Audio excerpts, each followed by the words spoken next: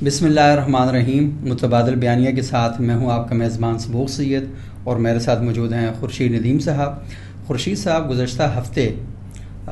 पाकिस्तान में बहुत ही अजीब व गरीब वाक़यात हुए और पूरी दुनिया में इन वाक़यात पर तशवीश का इज़हार किया। अहले पाकिस्तान के लिए भी ये बहुत ज़्यादा सोचने की बात थी। कोयटा का वाक़या हमारे सामने है कि जिसमें पुलिस एहलकार ने थाने में हवालात में बंद एक शख्स जिस पर तौहीन का इल्ज़ाम था उसे गोली मार दी और फिर उसके बाद उसकी लाश को दफन तक नहीं होने दिया और उसके वरसा लाश को लेकर सारी रात दर बदर ठोकरें खाते रहे कि कहाँ पर उसको दफन किया जाए। दूसरा सेम इसी तरह का वाक़या उमरकोट में पेश आया। सिंध का इलाका है जहाँ पर एक डॉक्टर को तौहीन का इल्ज़ाम लगाकर थाने में पुलिस एहलकार ने मार दिया और उस पुलिस एहलकार को कुछ उलमा ने आके फूलों के हार पहनाए, उस पर गुलपाशी की गई। पुलिस एहलकार मौजूद थे वहाँ पर और फिर हमने देखा कि वहाँ पर एक हिंदू जो था वो उसकी डेड बॉडी को लेकर गलियों में और मोहल्लों में छुपता फिर रहा था कि कहीं उसकी डेड बॉडी को आग न लगा दी जाए। हिंदू मज़हब में लाशों को जलाते हैं, लेकिन एक हिंदू अपने कंधे पर लाश लेकर दौड़ रहा था कि उस लाश की तदफीन करनी है, उसे कहीं हुजूम जला न दे। और फिर उस पर खैर उसका जनाजा भी हो गया, लेकिन मामला यहाँ तक ही महदूद नहीं रहा। उसके बाद एक आलिम दीन है मुफ्ती तारक मसूद साहब, उन पर भी तौहीन का इल्ज़ाम लगा और मुफ्ती तारक मसूद साहब रोज़ाना एक नई वीडियो जारी करते हैं, माफ़ी मांगते हैं, माजरत करते हैं, तौबा का ऐलान करते हैं, लेकिन अहलियान पाकिस्तान के दिल, कुछ ख़ास लोगों के, वो उस तौबा को कबूल करने के लिए तैयार नहीं हैं। तो आज हम इस मौजू पर बात करेंगे। खुर्शीद साहब, ये एक ऐसा मौजू है कि मुतबादिल बयानियों में कई प्रोग्राम हम इस मौजू पे कर चुके हैं, लेकिन जब भी प्रोग्राम करते हैं तो ये सोच के करते हैं कि शायद इस तरह का वाक़या दोबारा नहीं होगा। लेकिन वो जो वाक़या होता है हम ये समझें कि ये इंतहा है, इस इंतहा के बाद मज़ीद अब हो क्या सकता है, लेकिन उसके बाद फिर मज़ीद कुछ हो जाता है और वो उसकी इंतहा हो जाती है। तो मुझे सबसे पहले ये बताएं कि ये हम क्यों इतने तावले हो चुके हैं, क्यों ऐसा माहौल बन चुका है कि ये मतलब बंदा गूंग हो जाता है कि बात क्या करे इस मौजू पर। ये आपकी बात दुरुस्त है बिल्कुल। आदमी हैरत से सोचता है कि रहमतुल लिल आलमीन की उम्मत सल्लल्लाहु अलैहि वसल्लम, जिनको अल्लाह ताला ने एक सिंबल बनाया रहमत का, सही, और उनकी उम्मत के अंदर ये वहशत, ये जुनून, ये इस नोयत के रवैये कहाँ से आ गए, कैसे आ गए। अब आप देखिए कि जो वाक़यात आपने यहाँ नकल किए, जो बयान किए, इसमें आमी से लेके आलिम तक कोई आदमी इस इल्ज़ाम के कल्चर से बाहर नहीं है। सही, एक आमी से चलें आप तवक्को रख सकते हैं कि उसने कोई ऐसी बात कह दी होगी जो दुरुस्त नहीं होगी, लेकिन एक आलिम से आप ये तवक्को नहीं रख सकते कि जो रोज़ाना लोगों को बताता है कि अल्लाह का दीन क्या है, जो लोगों को रोज़ाना अपनी तरफ मुतवज्जो करता है कि दीन को सीखें, दीन को समझें, वो अपना फ़ाहम बयान करता है और ज़ाहिर है कि हर आलिम अपना फ़ाहम भी बयान करता है, लेकिन दीन के साथ एक कमिटमेंट है, दीन के साथ एक वाबस्तगी है,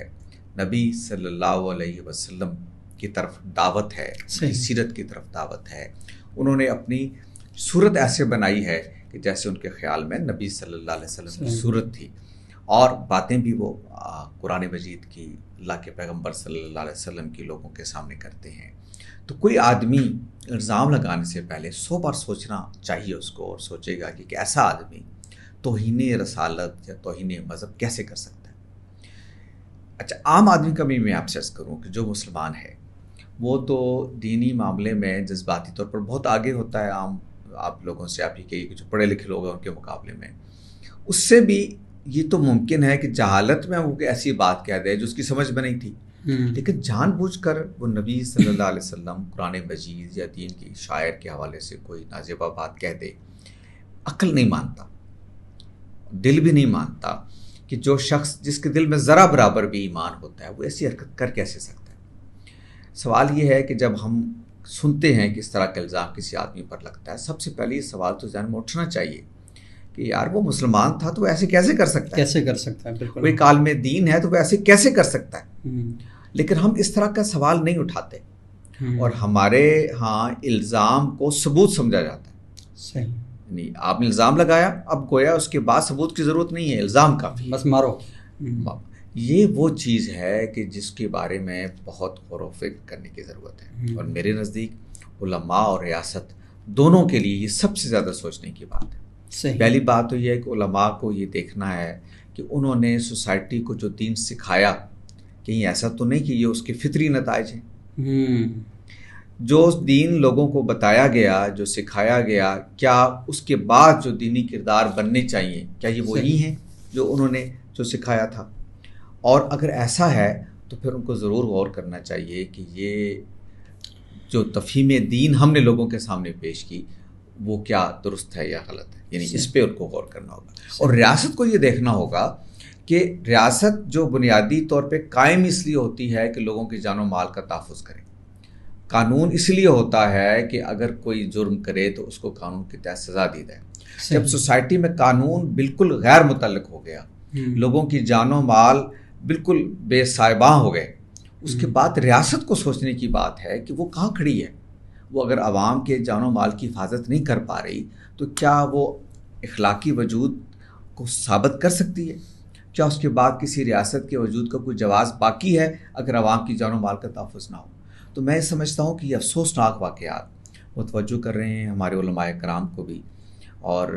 ہماری ریاست کو بھی کہ کیا ایسا تو نہیں ہے کہ ہم نے اپنی ذمہ داریوں سے کوئی غفلت برتی ہو، کہیں ایسا تو نہیں ہے کہ جو دین ہم لوگوں کے سامنے پیش کرتے رہے ہیں اس میں ہماری تفہیم کا کوئی نقص ہو، ہم سے بات کہنے میں غلطی ہو گئی ہو. تو میرا خیال ہے کہ یہ اب جب تک اس سوال پہ غور نہیں ہوگا، ان دونوں چیزوں پہ،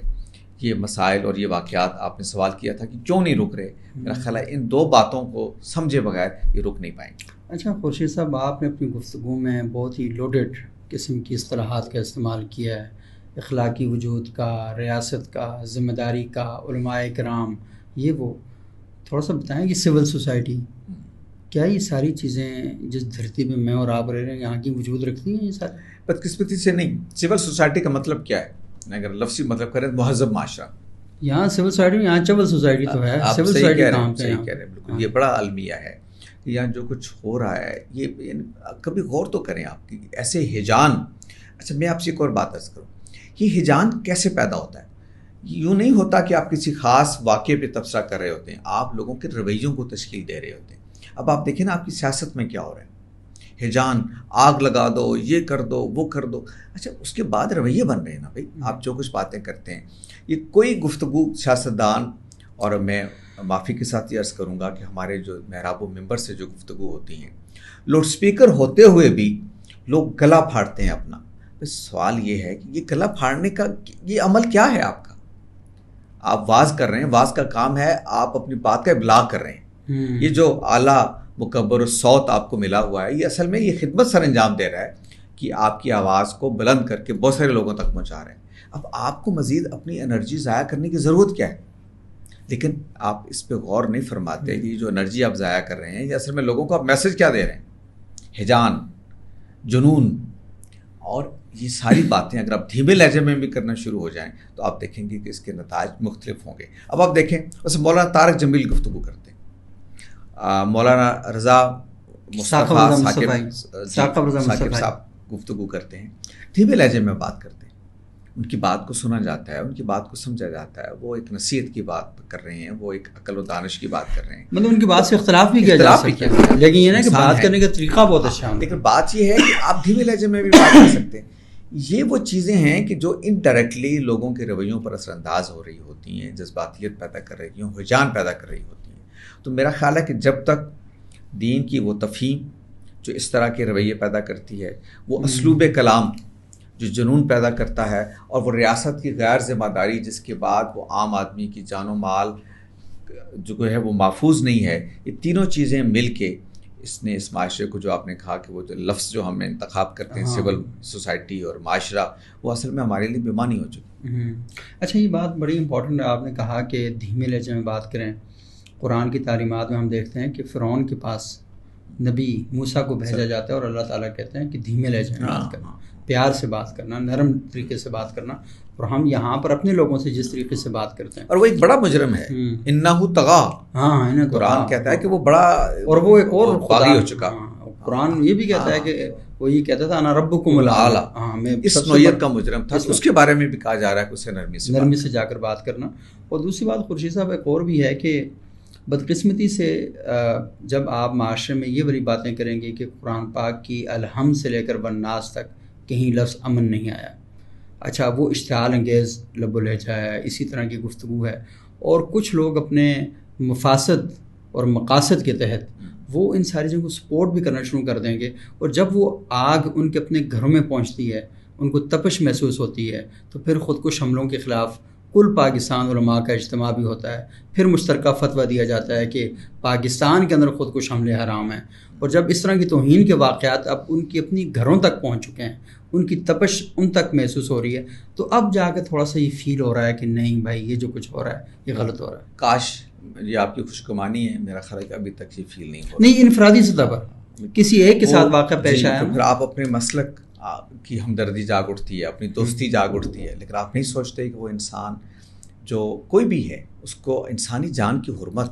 یعنی کوئی معمولی شے ہے۔ قرآن مجید نے کیسے بیان کیا، خود نبی صلی اللہ علیہ وسلم نے کیسے بیان کیا، اور آپ کہہ رہے تھے کہ یہاں لوگ کہتے ہیں کہ قرآن میں امن کہاں ہے، بھائی قرآن میں امن جگہ جگہ امن ہے، ایسے ہی قرآن مجید میں قرآن مجید یہ کہتا ہے کہ سیدنا ابراہیم نے یہ جو مکہ آباد کیا بلد آمنہ، یہ دعا کی کہ ہاں اس شہر کو امن کا شہر بنا دے یا اللہ، جو رزق کی فراوانی اور امن کی دعا کی مکہ مطلب معیشت اور امن، امن ہوگا تو معیشت، اور نبی صلی اللہ علیہ وسلم سے منسوب ہے کہ آپ جب تشریف لے آئے مدینہ تو یہی دعا آپ نے مدینہ کے بارے میں بھی فرمائی تھی جو حضرت ابراہیم نے مکہ کے بارے میں کی۔ اور پھر میں آپ سے عرض کروں کہ آپ کو معلوم ہے کہ اللہ نے یہ کہا ہے کہ میں نے جو ایمان والوں سے وعدہ کیا ہے وہ زمین میں ان کو اقتدار دے گا، وَيُبَدِّلَنَّهُم مِّن بَعْدِ خَوْفِهِمْ أَمْنًا، اور ان کی خوف کو امن سے بدل دے گا۔ اب آپ بتائیے کہ امن ایک انعام ہے، اللہ کہہ رہا ہے کہ میں جب ان کو حکومتیں دوں گا تو وہ ان کو جو انعام دوں گا وہ کیا دوں گا، خوف سے امن میں ان کو لے آؤں گا۔ آپ کہتے ہیں کہ قرآن مجید میں امن کا، لیکن خورشید صاحب مسئلہ یہ ہے کہ میں کلین شیو ہوں، آپ کی تھوڑی سی مونچھیں ہیں، اور مسئلہ یہ ہے کہ لوگ کہتے ہیں دین وہ شخص بیان کرے جس کے سر پہ پگڑی ہو، امامہ ہو، جبہ ہو، دستار ہو، مشک و عنبر میں نہایا ہوا ہو، تو ایسے شخص کی بات تو لوگ سنتے ہیں۔ لوگوں کا مسئلہ یہ ہے، یعنی آپ لوگوں کو جو سب سے بڑا پرابلم ہے نا کہ آپ ہمیشہ دین لیتے ہیں ایسے لوگوں سے کہ جو معاشرے میں دین کے نام پر عصبیتوں کو پالتے ہیں اور اس کے نتیجے میں معاشرے کے اندر انتشار پیدا کرتے ہیں۔ اگر آپ سمجھتے ہیں کہ دین امن کا دین ہے، محبت کا دین ہے، قوت کا دین ہے، تو خدا کے لیے ان دروازوں پر دستک دیں جہاں سے یہ ساری چیزیں باہر آ رہی ہیں۔ اگر جہاں سے شر برآمد ہو رہا ہے تو مسجدیں ساری اچھی نہیں ہوتی، قرآن ہمیں بتاتا ہے کہ کچھ مسجدیں ایسی بھی ہوتی ہیں جن کا ٹائٹل مسجد ہوتا ہے لیکن کہتا ہے کہ یہ مسجد زرار ہوتی ہیں، اور زرار کیا کہ بیٹھتے ہیں اور مسلمانوں کے خلاف سازشیں کرتے ہیں، ان کے اعمال اور افعال کے نتیجے میں معاشرہ تباہ و برباد ہوتا ہے۔ تو جس مسجد سے سوسائٹی کی تباہی کی، بربادی کی، فرقہ واریت کی اور نفرت کی آوازیں آ رہی ہوں تو سمجھ لیں مسجد بیت اللہ کی بیٹیاں ہیں نا جی، وہاں پر یہ جو مسجد ہیں یہ مسجد زرار کی بیٹیاں ہیں، تو ایسی جگہوں سے بھی احتیاط کرنا ہمارا۔ میں آپ سے عرض کروں کہ یہ ضرور لوگوں کو دیکھنی چاہیے کہ لوگوں کے بارے میں حسن ظن رکھیں۔ دیکھیں مفتی صاحب جن کا بھی ذکر ہوا، ان کی جو گفتگو زیر بحث ہے وہ گفتگو یعنی اس کی تائید نہیں کی جا سکتی، وہ گفتگو ایسی نہیں ہے کہ جس کو ہم کہیں کہ علمی معیارات پر پوری اترتی ہے، وہ ان کا نقطہ نظر بہت کمزور ہے اس معاملے میں، وہ بات کی تفہیم انہوں نے درست نہیں کی، لیکن وہ ایک انسان کے طور پر بات کو درست طور پہ نہیں سمجھ سکے، یہ کمی ہوتی ہے، ہم سب انسان ہیں، لیکن ایک چیز ہوتی ہے کہ آپ کسی چیز کو درست سمجھ نہیں سکے، ایک یہ ہے کہ آپ کوئی خدا نخواستہ توہین کر رہے ہیں، دونوں میں فرق ہوتا ہے، تفہیم کا اختلاف ہو سکتا ہے، تفہیم ایک انسانی کمزوری ہے، وہ انسانوں میں ہوتی ہے، نہ ہوتی تو ہمارے ہاں اتنے زیادہ مکاتب فکر وجود میں نہ آتے، لیکن آج ہم کہتے ہیں یہ سارے درست ہیں، اس کا مطلب یہ کہ اختلاف ہو جاتا ہے، بات سمجھ نہیں آتی، یا بیان کرنے میں الفاظ کے انتخاب میں کوئی آدمی چوک جاتا ہے، تو ہمیں دیکھنا یہ چاہیے کہ ایک مسلمان ہے، کم از کم اس سے ہم یہ توقع نہیں رکھتے کہ وہ خدا نخواستہ توہین کا مرتکب ہوگا، تو حسن ظن رکھیں لوگوں کے بارے میں، آپ ان کی علمی آراء پر نقد کریں، اس کی غلطی واضح کریں، لوگوں کو بتائیں کہ انہوں نے یہ بات غلط کہی ہے، لیکن یہ حسن ظن رکھیں کہ کوئی مسلمان جان بوجھ کر نبی صلی اللہ علیہ وسلم، قرآن مجید، دین کی شاعر کی توہین نہیں کر سکتا، تو ایک حسن ظن کے اساس پر معاشرہ قائم کریں، الا یہ کہ کوئی چیز ایسی ثبوت آپ کے پاس ہے تو عدالت میں جائیے، قانون ہے اس میں آپ پیش کر دیں۔ صحیح، تو بہت شکریہ خورشید صاحب آپ کا، اور آخر میں ایک چھوٹی سی بات میں کرنا چاہوں گا کہ دو قسم کے طبقات مفتی طارق مسعود صاحب والے واقعے میں ہمارے سامنے آئے ہیں، ایک وہ لوگ ہیں جن کا تعلق جو مذہبی اسکول آف تھاٹ ہیں ان کے ساتھ ہیں، اور اس میں خود طارق مسعود صاحب کا جو مکتب فکر ہے اس کے لوگ بھی ہیں، اور یہ وہ لوگ ہیں کہ جو معاشرے کے اندر پہلے سے ہی اس قتل و قتال کو سپورٹ کر رہے ہیں، اور وہ یہ باتیں کر رہے ہیں کہ جہاں بھی گستاخ ملے اسے فوری طور پہ قتل کر لو۔ جب ان کو یہ لگا کہ اب ہمارا جو ایجنڈا ہے اور ہمارا جو نیریٹو ہے اس کی زد میں اپنے مسلک کا مولوی آ چکا ہے، تو وہ اس کے خلاف بھی ہو چکے ہیں۔ اور دوسرے وہ لوگ ہیں کہ جو ہمارے سیکولر نقطہ نظر رکھنے والے لوگ ہیں، لبرل اسکول آف تھاٹ سے بلانگ کرنے والے لوگ ہیں، وہ اس وجہ سے کہتے ہیں نہیں اس کو بھی مارو، حالانکہ ان کا اپنا موقف یہ والا نہیں ہے، لیکن صرف ضد اور اناد میں، یعنی نہ وہ اصول کی بنیاد پہ کھڑے ہیں نہ یہ اصول کی بنیاد پہ کھڑے ہیں۔ ہم یہ کہتے ہیں کہ یہ جو طرز عمل ہے ہم اس کو اصول کی بنیاد پر لیتے ہیں، افراد کی بنیاد پر نہیں لیتے۔ اس اصول کی زد میں جو بھی آئے یا تو اس کے مطابق ڈیل کرنا چاہیے۔ تو یہ جو ہمارے ہاں انتہا پسندی ہے، اصل میں انتہا پسندی ہے ہی یہی ہے کہ آپ اگر ایک شخص کل تک غلط تھا، آج وہ پھنس چکا ہے اور ہم یہ سمجھتے ہیں کہ اس کا نقطہ نظر بھی بدل چکا ہے، تو ہم اس کو اپریشیٹ کرتے ہیں۔ آپ چاہتے کیا ہیں کہ وہ ساری زندگی بندہ اسی طرح رہتا؟ اگر وہ تبدیل ہو چکا ہے تو اس کو ویلکم کریں۔ اور میں نے دیکھا ہے کہ طارق مسعود صاحب کی 2-3 ویڈیوز آئی ہیں جس میں وہ بڑے تڑپ کے یہ والی بات کر رہے ہیں کہ یہ جو انتہا پسندی ہے اور یہ جو توہین والے مسئلے ہیں، تو خدا کے لیے قانون موجود ہے، لوگوں کا کوئی حق نہیں پہنچتا کہ وہ قانون کو اپنے ہاتھ میں لیں۔ تو جب یہ والی بات کر رہے ہیں تو طارق مسعود صاحب کو یہاں اپریشیٹ کیجیے۔ اگر ایک شخص کل تک غلط تھا اب وہ ٹھیک ہو چکا ہے تو اس کو ویلکم کرنا چاہیے، نہ کہ یہ کہ نہیں تم کل یہ کہہ رہے تھے۔ اب یہ وہ قائد اعظم والی بات ہے، وہ کہتے ہیں کہ پہلے تو آپ کہتے ہیں ہندو مسلم اتحاد ہونا چاہیے، اب نہیں کہتے ہیں کہ میں کبھی پرائمری اسکول میں پڑھتا تھا، تو اب یہ والی بات نہیں کرنی چاہیے۔ تو اگلے پروگرام تک اجازت دیجیے گا، بہت شکریہ، اللہ حافظ۔